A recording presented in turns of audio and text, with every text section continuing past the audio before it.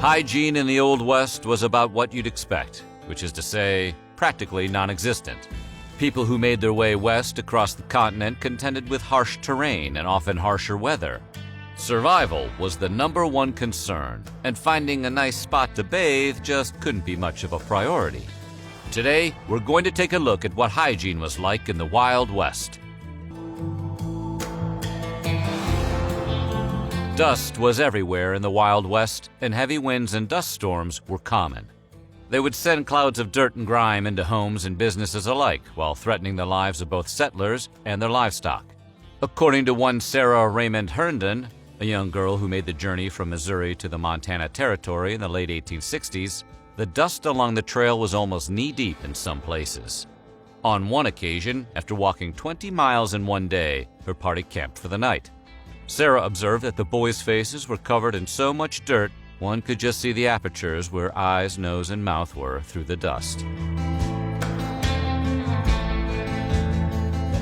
Being that the Wild West was wild, many people just relieved themselves in the woods. However, outhouses were also a common part of frontier life.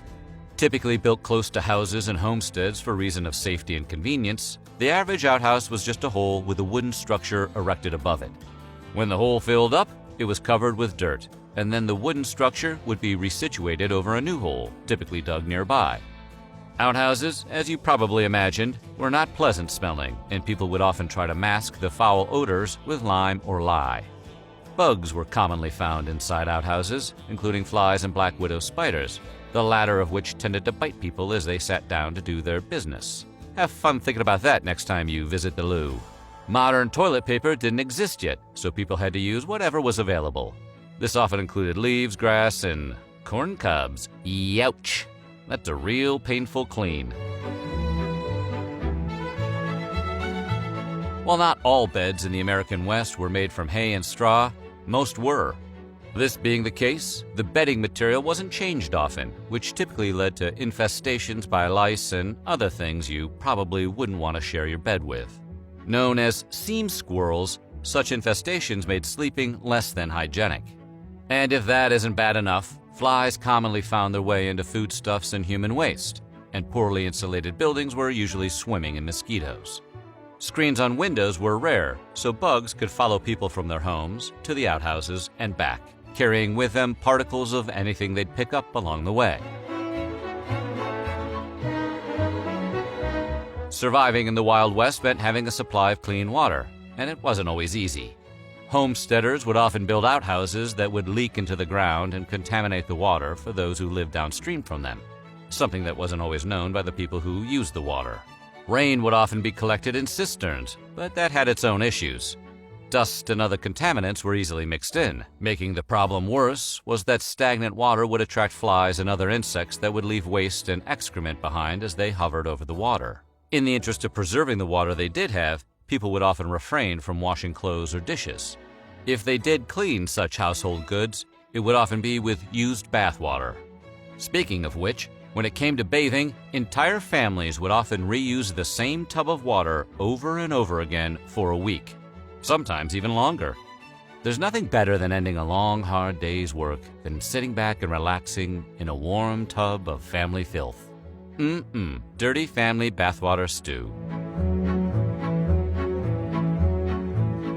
Frank Clifford was an associate of Billy the Kid, who was also known to go by the names John Menem Whiteman and John Francis Wallace. Clifford wrote a memoir about his time in the American West that is notable for providing details of the soapweed Mexican women used to wash their hair. Made from the yucca plant, soapweed left the hair soft and clean and lustrous, and Clifford said he used it many times himself. Those who didn't favor soapweed made soap from animal fat, which was harsh and was known to cause skin irritation. Luckily, there wasn't much of an emphasis on washing. Body odor was just considered a natural part of life. In fact, it was widely believed that too much cleanliness endangered one's health by opening the pores to germs and diseases, so people had little motivation to bathe. Frank Clifford may have washed his hair with soapweed, but there were other forms of shampoo available. For example, whiskey. Yep, some cowboys were so tough, they literally had their hair done by Jim Beam. But as it turns out, whiskey had many uses in the Wild West, including everything from disinfecting to pain relief. When mixed with lavender and castor oil, it made for a fairly effective shampoo that was rinsed with rainwater or water softened with borax. As for the women, after a good brushing or combing, they would often curl their hair using heated pencils. Spit was a thing back in the Wild West. First off, the bars in most saloons had a rail or series of hooks that held towels patrons would use to wash excess beer foam off of their mouths. Hygiene not being much of a priority, the towels weren't washed between uses by different people, so they passed saliva from one patron to the next and aided in the spread of germs and diseases. But an even greater problem was that chewing tobacco was incredibly popular. The fronts of bars were also typically lined with spittoons and cuspidors for those who wanted to spit. The spit would be covered in sawdust, which seems like a common-sense way to dry it out, but it didn't actually work that well. Diseases like pneumonia and tuberculosis ran rampant. Moreover, the sawdust itself became a breeding ground for germs, and since saloons often rented their floors to weary travelers, people would actually sleep right on the diseased muck. Things got so bad, some municipalities were moved to try and curb the excessive spitting or outright ban the practice. Spitting on train platforms and in train stations was made illegal and was punishable by a $500 fine, a year in prison, or maybe even both. Being a cowboy in the Wild West usually meant spending long days out on the range without bathing. For most cowboys, soldiers, and other men, their lack of cleanliness would only be interrupted by the occasional dip in a local river or stream. For obvious reasons, this was usually done during the warmer months, which meant that in winter, most guys just skipped bathing altogether. Women, on the other hand, were usually a little better. Emphasis on a little. They would typically wash their hands and faces in the morning. However, a lack of privacy, coupled with the average Western woman's sense of modesty, usually prevented much more than that. When it came to laundry, men usually went longer periods without washing their clothes as well. When they did bother, clothes were usually just rinsed in a river, stream, or whatever the closest water source was. Laundry, plumbing, and dishwashing in the Old West were usually accomplished with water that was also used for drinking, so it was very common for diseases to break out at camps and settlements. Cholera, for example, was both common and deadly, often ending the lives of settlers and Native Americans alike. In the 19th century, a series of cholera outbreaks among the Mormons claimed untold thousands of lives. The Mormons saw it as punishment from God and a test of their faith.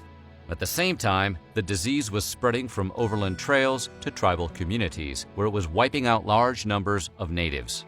In 1873, there were cholera outbreaks in at least 18 states and territories.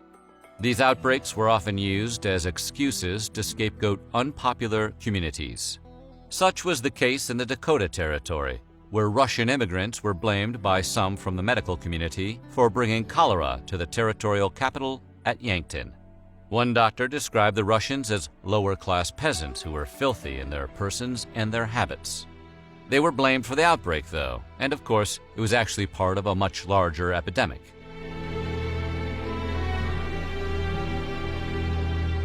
It's important to note that the hygiene practices in the Old West weren't monolithic. Different people from different cultures often took very different approaches to cleanliness and grooming.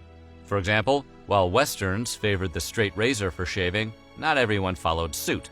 Archaeological evidence found at Deadwood, South Dakota in 2005 supports the idea that the large population of Chinese immigrants who lived and worked there didn't shave at all. Rather, they would use tweezers to pluck their hairs out one by one. Ow, ow, ow, ow, ow. When visiting a town, your average cowboy was likely to treat themselves to a haircut, shave, and maybe, if they were feeling extravagant, some scented hair tonic.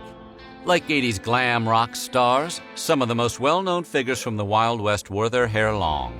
Among those with luxurious locks were James Butler Hickok, aka Wild Bill, as well as the notorious General George Armstrong Custer. Custer is even said to have scented his hair with cinnamon oil. The trends would turn back to shorter hair in the late 19th century.